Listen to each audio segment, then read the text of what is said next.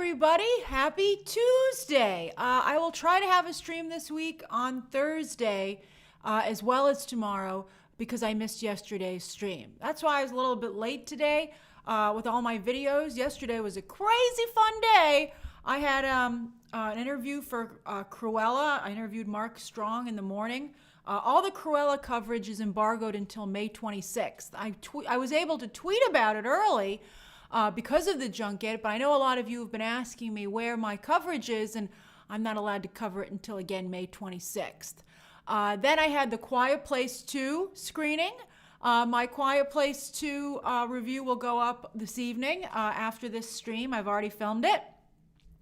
And then I got to do the Q&A with Zach and Deborah Snyder for Army of the Dead last night at the Paris Theater, where I saw some of you. I don't know if you're joining the live stream today or if someone might be watching it later, but a number of people from the BTT community were there, and it was really great. So it's so nice to see everybody. Yes, happy birthday, Chad. I saw your pictures online. You looked very swank in your birthday clothes. You had a great outfit on. So I'm glad to be able. I think, is today your actual birthday, or are you just celebrating it earlier? But it's so nice to see everybody. We have a lot of really great stories to go over today, and I want to thank you for bearing with me with sometimes the moving schedule with the live streams. But let's get started. As usual, the way it works is that we'll do the 3 stories.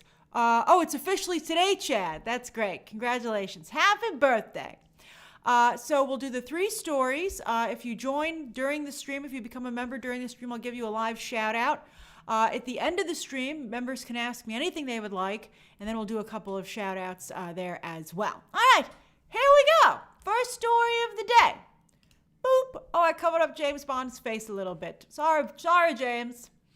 All right, so it was announced late yesterday. I saw this when I got out of the screening. A number of you tweeted me this story. Thank you. Hey, Ahmed Mirza. Thanks for joining. And that's that I had said in the morning when I was covering the, hey, Italo Souza.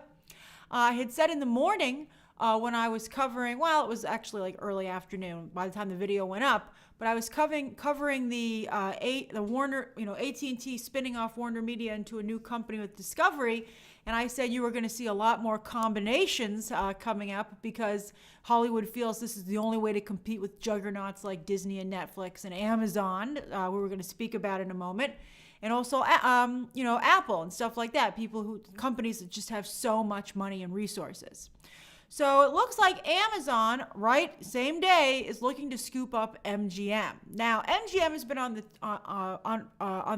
for sale for quite some time. Hey, Ephraim Versane, that's a cool name, Ephraim. So anyway, MGM has been wanted to be purchased for a while, but they want a lot of money. Apple and Comcast were thinking about it, and they evaluated the company and felt that it was worth $6 billion. But MGM said, no, we're worth more. I don't even think MGM's worth $6 billion, to be honest with you. But they might actually get $9 billion. That's the price point that Amazon is considering, which would make it the second most expensive acquisition in Amazon history, the biggest being Whole Foods for $13 billion. I think all the Disney purchases like Marvel and Pixar and stuff are like around $4 billion. So prices are going up. So anyway, what is Amazon going to get for $9 billion? Well, they're going to get I agree, Brett. I would price MGM at under $1 billion. I'd be like, nothing with a B in it. I'm not paying you anything with a B in it. Richie Rich is getting ahead of me. We're definitely going to talk about James Bond. I think that's why you would purchase this. But there are some other things here. There's Rocky, RoboCop, legally. I mean, RoboCop they've tried to bring back a number of times, and it just hasn't really worked out. So I don't know if there's any value there. Maybe as a TV series. Because, Amazon, of course, has Amazon Video. Legally Blonde, I could see maybe being a successful series. Maybe. It would be very important as to how they cast it. But, of course, as Richie Rich pointed out, it's all about James Bond. That's really what's worthwhile here. Not only, yeah, that's right, Lloyd Lester, they do have the animated Addams Family, but Tim Burton's about to, I think that went to Netflix, right? He's doing a Wednesday Addams series, so that's worthless. I think that James Bond is what would be worth purchasing here. Not just the library of films, but the franchise going forward. I guess Stargate, maybe. Some of you are pointing out Stargate, including new member Ephraim. So anyway, 50% of the James Bond franchise is owned by MGM. However, the other 50% is owned by Albert Broccoli's children. Hey, that weird boy. That's a great name.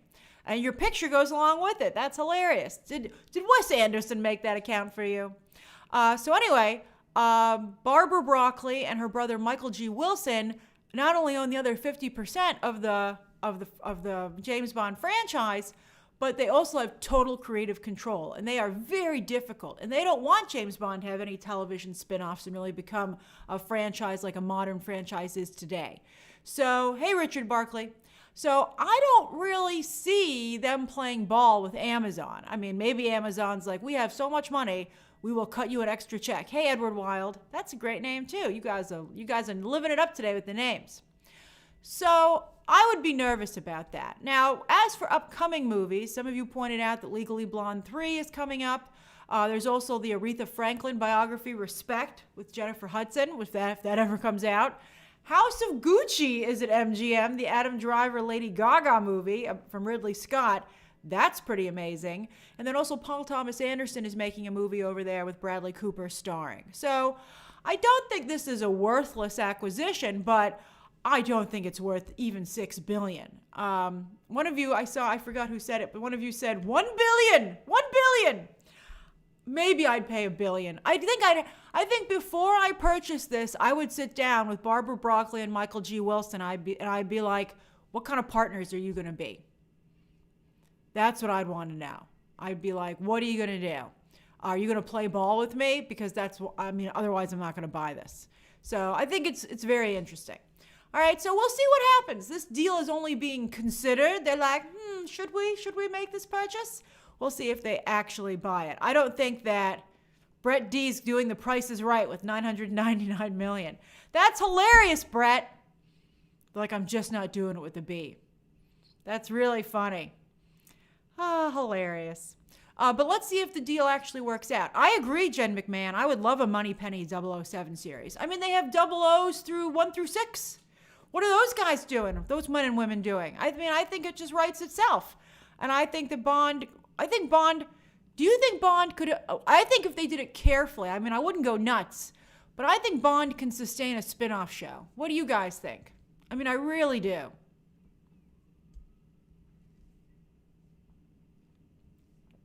No Time to Die did not come out just yet. Dancing Dog 60 says yes. Hey, Armando Aranda. I see enthusiasm for this. JP123, we're talking about whether or not James Bond could be expanded into a franchise with a television spin-off show. I like DJ's like, sure, why not? Why not? Jico makes a good point that Falcon and the Winter Soldier did so well, and that didn't lessen the Captain America brand at all. Movie Man 888 says, what about a training academy show? Ooh, I think that's pretty cool. Or what's Q? And Q could be on that show. Who plays Q again? I love that actor. He doesn't work enough. I forgot his name all of a sudden. Who plays Q? I love that guy. And I forgot his name. I'm waiting for you guys to catch up to me. Help me up. It's Ben something.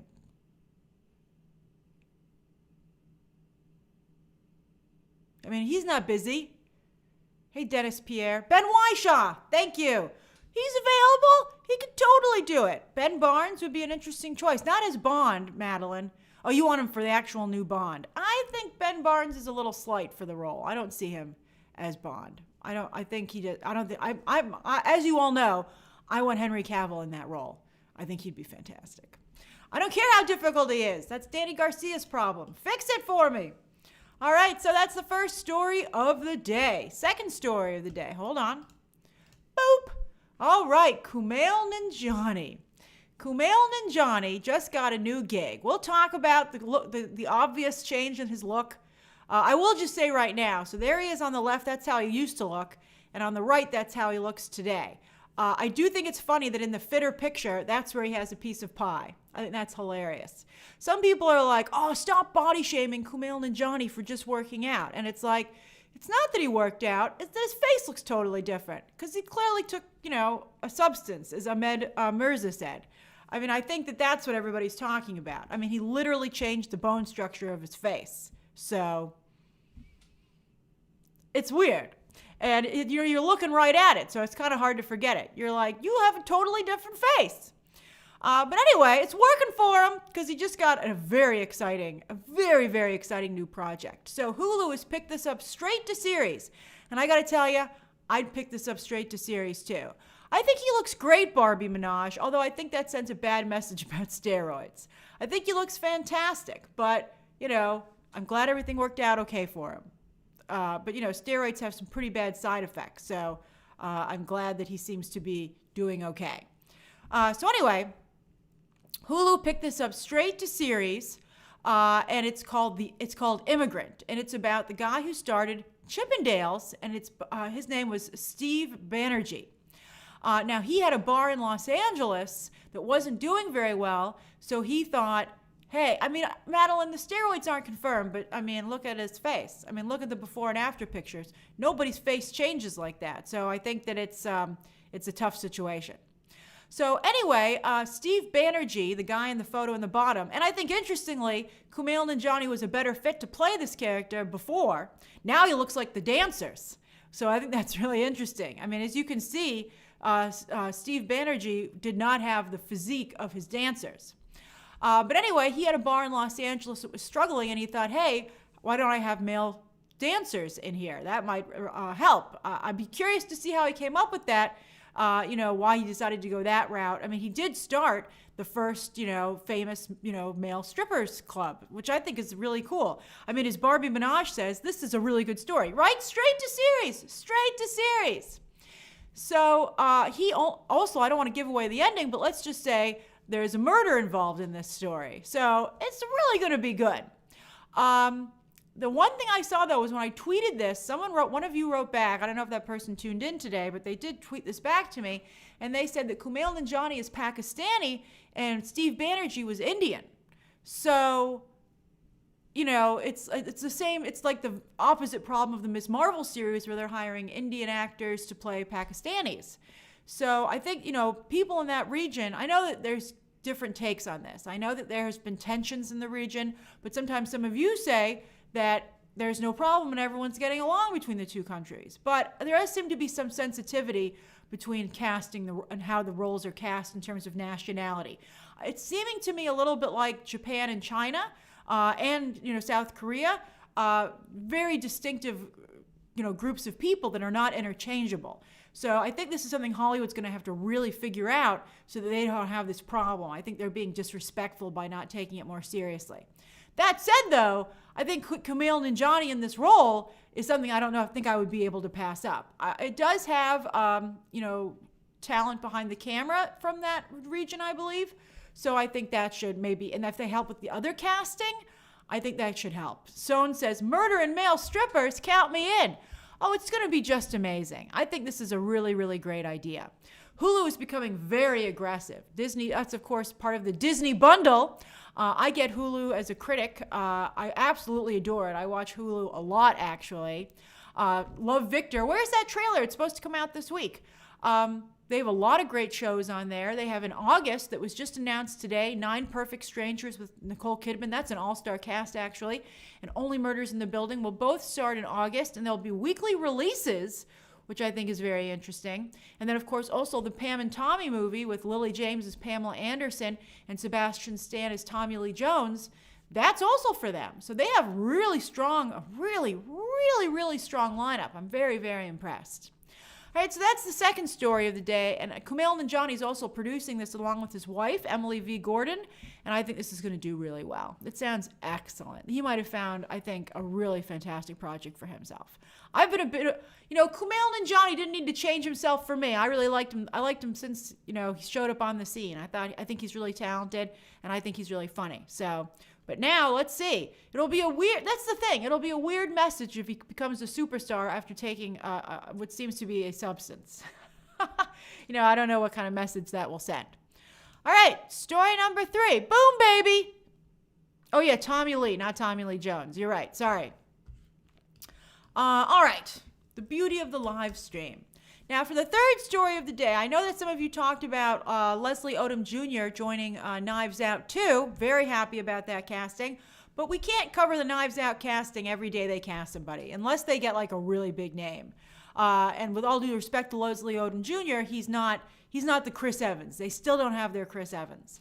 I'm probably going to wait at this point until they have the entire cast and then make a video about the cast itself. I feel like I don't want to, unless like one day I don't have enough stories, but I feel like, let's have the whole thing come together. Leslie Odom Jr., I think, is really well respected within the industry and in like people who like musical theater and stuff like that. But Leslie Odom Jr., he's still not a name. He's not a name recognition talent. He's not someone who's gonna, you couldn't go into the middle of the country and say Leslie Odom Jr. and have most people know who that is. I think he could get there, but he's not there quite yet. I think, hey, Spying Mentor 087, I think this is a case, like Michael B. Jordan is a name. Catherine Hahn, she's not the Chris Evans. I think Catherine Hahn is the Toni Collette. Like, clearly, she's the Toni. See, we're doing the third story. All right, hey, so I think I said hi to you, Spying Mentor 087. And you're very mysterious with no picture. I like it. All right, so anyway, yeah, he was great in Hamilton, Gico. I will agree. But we're talking about The Time Traveler's Wife is getting a series. It's getting a series on HBO. Now, this is weird to me. Not HBO Max, HBO, but it will, of course, be available on HBO Max in more ridiculous corporate confusion. But it's weird to me to make a series out of a movie that is so well known. I really liked the Time Traveler's Wife movie. I mean, I didn't love it, but it was real solid. It did pretty well. It made about $100 million worldwide. Jen McMahon agrees. Didn't love the movie, but liked the movie. I mean, it's Rachel McAdams and, Eric Bana back when Eric Bana was a thing. Today, Eric Bana is going around saying, I don't even want to be in the multiverse of madness. And it's like, oh, okay. That's what you need to tell yourself, Eric Bana. No problem. So I think this reminds me, maybe it'll be like the Mosquito Coast situation where it's the same book, but so it's the same book, but they change it. So maybe that'll be interesting. Mosquito Coast is nothing like the original book. Hey, Philip Marlowe. Oh, I like that Maltese Falcon reference. But anyway, Mosquito Coast, I think, actually is hurt, this new Apple series, by the movie. I think a lot of people didn't care for the Harrison Ford movie, so they're not even trying the series, which is a shame because it's extremely different and it's extremely good, at least in my opinion. I can't wait for Friday, stupid weekly release. It's so good. So anyway, at first I was like, I don't want this. I'm not into this show at all. But then I saw that it was Rose Leslie, You Know Nothing, Jon Snow, playing the Time Traveler's Wife. And she looks so happy and sweet in that photo. I'm like, okay, let's do it. So she's co-starring with Theo James, who looks like a low-rent Sacha Baron Cohen in the Trial of the Chicago 7 there. And they're both British, yet they're shooting this in New York City. I think to be like The Undoing, quite frankly. We'll talk about that in a moment. And then Stephen Moffat, who does all the great BBC, British shows like Doctor Who and Sherlock, and I even liked his Dracula. He is going to be reworking it from a writing perspective. So I'm actually now looking forward to this. Again, it's going to be on HBO, and it'll be a 6-part mini series. I think HBO has a very good track record with shows starring women. They have, of course, Big Little Lies, seasons 1 and 2, The Undoing with Nicole Kidman and Hugh Grant, Mayor of Easttown, so good, so good. Yesterday, I snuck that in the middle of my day. I ran home to watch that between my screening and the Q&A, and I had a great time. I was shocked by the ending of episode 5. Oh, I did, Madeline. I did, and I'm very upset about it. It was all Kate Winslet's fault, in my opinion. I think she might as well have pulled the trigger herself, and how I feel. She had no business going in there without her service weapon. She's an incredibly irresponsible detective. No one should be her partner, apparently in life or on the job. So they also have, that's right, Sufjan, Watchmen was female-based for sure, and Lovecraft Country. So really, really, really great. I'm glad you agree with me, Madeline. Everyone's just like, oh, how sad. And I'm like, nope. It's It's Kate Winslet's fault. I almost said it was Kate Middleton's fault. It's I'm a little my allergies are kind of like bothering me, so it's distracting me a little bit. Sorry about that. Hocus Pocus, you're the second person who told me that Hacks was good. I got to watch that too on HBO Max. So anyway, I think this is going to be very good, and I'm very excited about it. All right, so those are the 3 stories of the day. It's 4:24. You may ask me anything you'd like until 4. Oh, it just turned to 4:25. Until 4:35. You can ask me anything you'd like until 4:35. Yes, that's right, Madeline. Theo James of Divergent. Jean Smart is very talented. She's also on Mayor of Easttown, if you're wondering how she came up. Evan Moore says, thoughts on Dear Evan Hansen versus Venom 2 at the box office. I think Venom's going to win. Although, Dear Evan Hansen trended at number 2, partially because people are making fun of him looking older. I mean, it didn't bother me because Hollywood for so long has cast adults as high schoolers.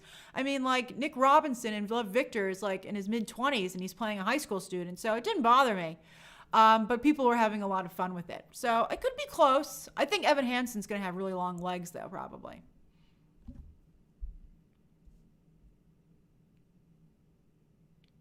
Last night was so much fun. It was just great. It was so crazy. It just flew by. It was really exciting. Harry, I have not had any McDonald's chicken nuggets yet. So close. Bozolani, what I'm excited about for The Conjuring 3 is that I'm not going to review it, but instead I'm going to watch it for the first time ever with you guys in a live stream. So that's really fun. That's going to happen on the evening of June 4th. So I think that'll be really exciting. I'm going to get scared live. We're going to have such a good time. We're also doing a live watch along for Cruella, and I've ordered my snack. I got this. I'll tell you what it is now. I got this amazing popcorn that has chocolate and white chocolate drizzles on it, so it's black and white like Cruella. I'm pretty excited. I haven't heard any updates on the Green Lantern HBO Max series, I'm afraid.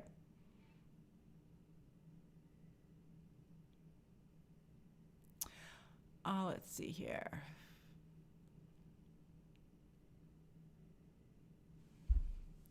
Jay King says, Grace, I watched Rear Window for the first time after your Woman in the Window review, and I loved it. Instantly my top 10. I'm so happy to hear that. That's such a great movie. If I had to pick a favorite movie, I would say it would have to be that. I've watched it countless times. Mika says, what are my reviews this week? Well, I'm going to review MODOK, Quiet Place 2 today. I'm going to put up a spoiler review for, for Army of the Dead, of course. And then, let's see here. And then In the Heights has the embargo lift on Friday.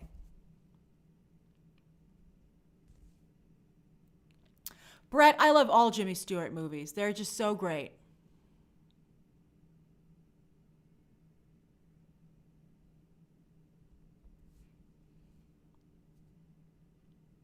Barbie Minaj says, do you think Cruella could get a sequel? I think it's 100% set up for a sequel.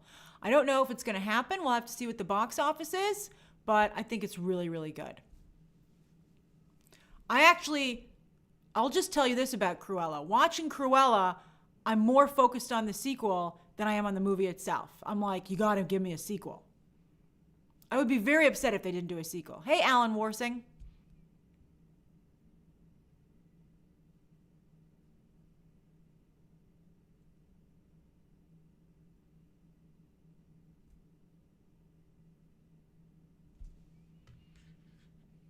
Sean Turner says, Grace, do you find it strange that the entertainment business seems to be getting smaller and bigger at the same time? It's always been a really small town where everybody knows everyone else because it's a business of relationships, although I think a lot of businesses are that way. But I feel that, I don't know. I think that it's giving certain companies a lot of power as to what can be in the space. But I think that we have to see where the chips land. And when you have new actors coming in, like I think that the shrinking of the space makes up for how much content is needed. I mean, just look how much stuff Netflix makes. And to compete with Netflix, all these other companies are going to have to make just as much content. So I think at a certain point, everything's going to have to be pulled back a little bit because no one can possibly watch this much content. But here's the other thing. Netflix doesn't really care how many people watch its content. What's important for Netflix is how many people are subscribed. So with the subscription model, viewership becomes less important. It's all about what gets people to subscribe and what keeps them subscribed. And that's really a fascinatingly different mindset. So I think it's too early days. I mean, things change. Things change. And so you just got to figure out what's happening here.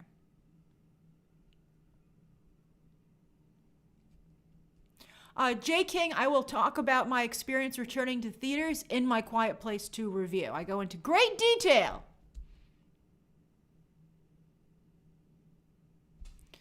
Anna says, Grace, do you think Cruella or A Quiet Place 2 will be at the top of the box office Memorial Day weekend? Great question, Anna.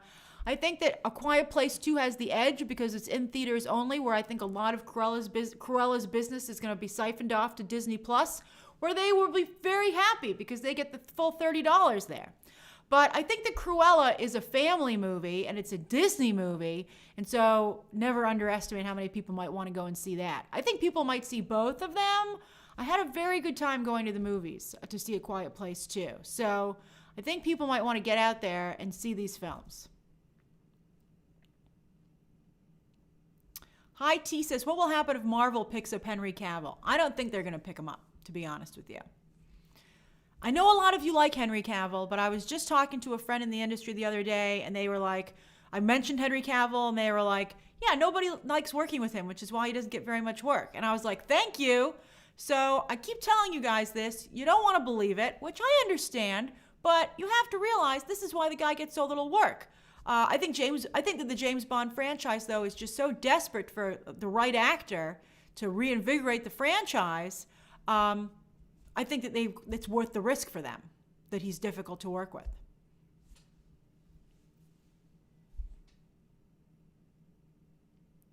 That's right, Evan. Raya is coming out in June for free, along with that short about that couple, that elderly couple who dances in the rain and they're youthful again. That was a really well done short. And Pixar has Luca coming out in June on Disney Plus, and we also have Loki. I mean, it's going to be an amazing month on Disney Plus. Night Owl Finn Wittrock came out of nowhere for Green Lantern, and I think he's horribly miscast as Guy Gardner, which is why nobody made a big deal about it when it happened. Hey, Adam Mohammed, we have 3 minutes left of questions. Mika says, do you think Dune will be on HBO Max or not? For those of you who don't know what he's talking about, Deadline said they heard a rumor that Dune would go to theaters first and then to HBO Max after an exclusive window. But Warner Brothers was asked about it, and they said, nope, we're going to do what we promised and do all HBO Max day and date releases for the 2021 slate. I think that if they did not live up to what they promised, I think people would be really upset. I think it would be very bad for them. Now, they could cheat by moving it out of 2021, which I think people would allow. But I think if Warner Brothers were to release a movie in 2021 and not have it appear day and date on HBO Max, I think people would be upset. What do you guys think? Would you be upset about that? I mean, I don't care how upset Denis Villeneuve is. A promise was made.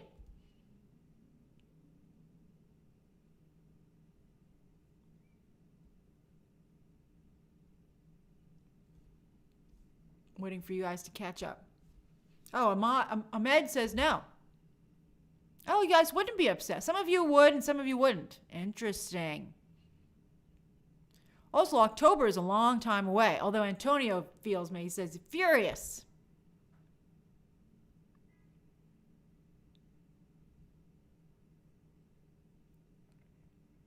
Although J. King is into a theatrical only release. Movie Man 888 says, do you think that Glenn Close will make a cameo in Cruella? I do not, because I've seen the movie and she's not in it. Maybe the sequel.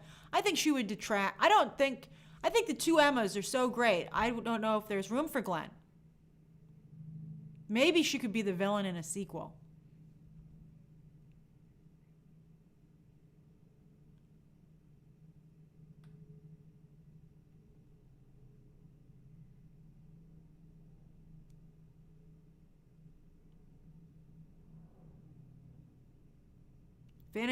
Games and Comics says no theaters at all this year.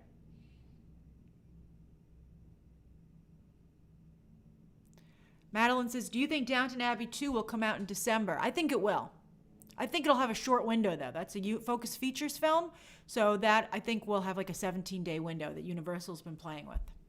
So I think it'll come out early December, and then you'll have it to watch at home Christmas Day if you haven't seen it yet, which will be delightful.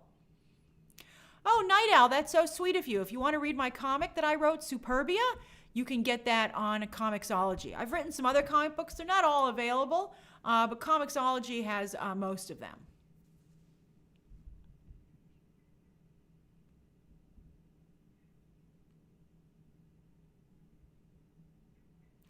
JP123 says, who would you cast as Zatanna? I would love Carey Mulligan to get it. I think she's great. Lucas, my Quiet Place 2 review will go up this evening after this stream.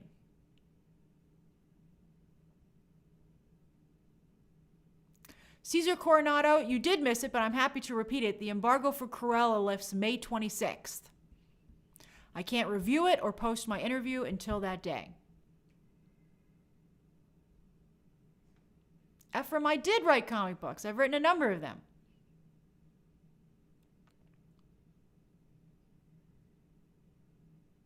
Ana de Armas would be a very good Zatanna. Josh loves movies. That weird boy. I couldn't react to Hotel Transylvania 4 or Sweet Tooth yesterday because of my crazy schedule. I really was upset about Hotel Transylvania 4 because I wanted a wedding for Drac and, Catherine Hahn's character from the last movie. So I was not, this to me felt like it was going backwards, but still I've always enjoyed those movies. So I'm sure that I will check it out when it comes out. All right, let's do some shout outs. My allergies are killing me. They're really making, all right. All right, so let's do some shout outs. Tell me what you're up to, what you're doing, where you are, if you're eating anything, any cool stuff that's going on with you. Just give me a way to interact with you.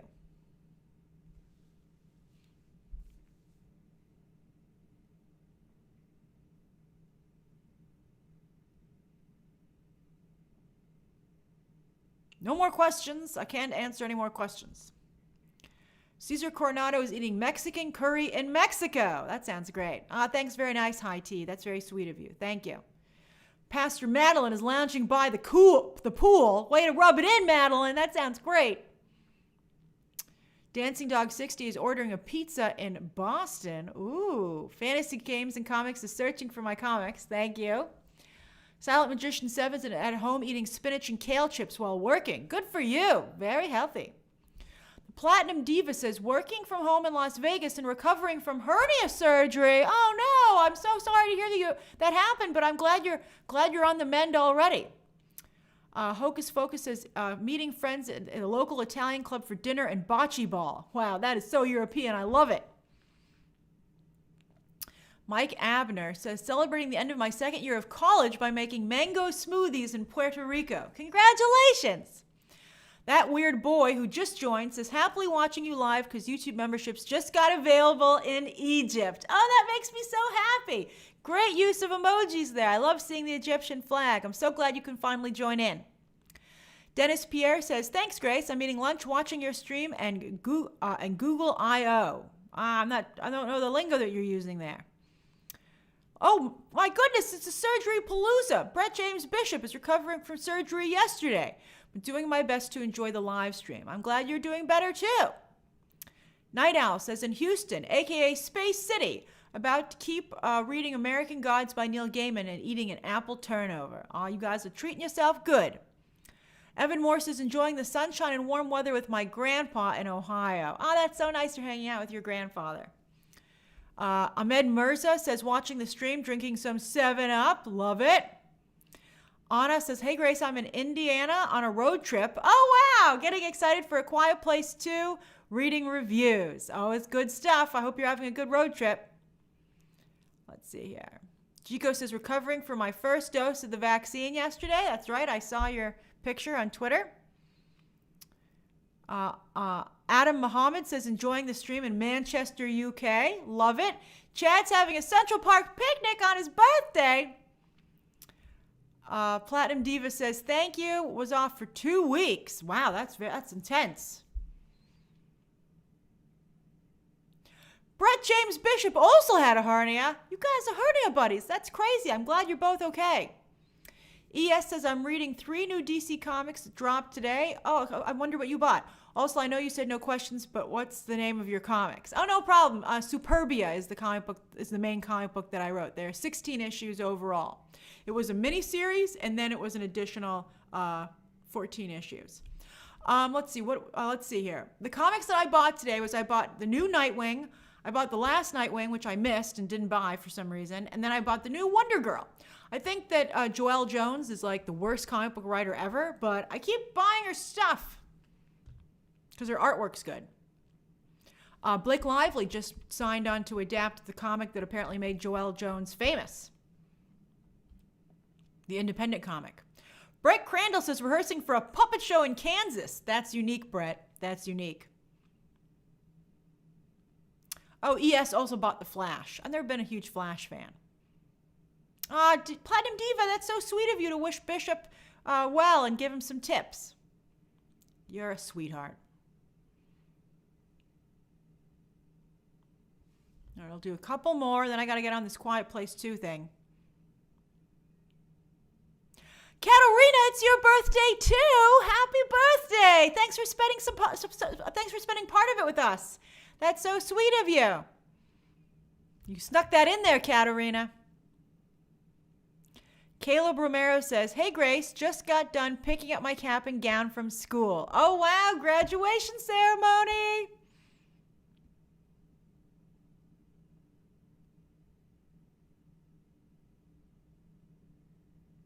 Caleb, it is shout-out time. You were right.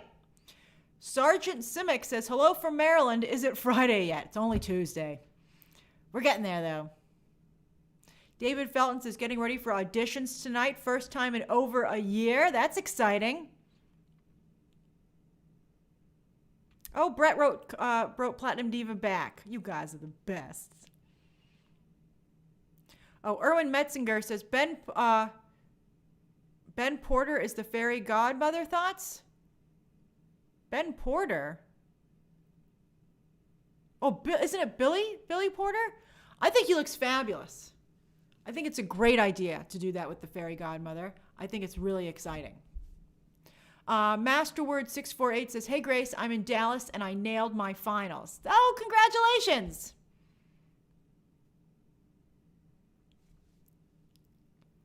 I'm a big Billy Porter fan. I think he's fantastic in that role.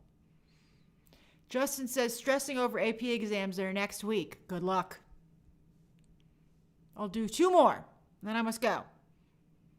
Bam says, last minute studying for my finals in London. You guys are living on the edge. You're both using crying emojis.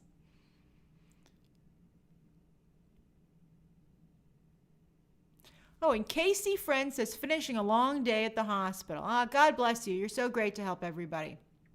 That's really wonderful of you. Bye, Italo. And I got to go too. All right, everybody. Thank you so much for joining me on today's live stream. I will see you tomorrow. Have a wonderful day. Bye, everybody. Bye. Bye-bye.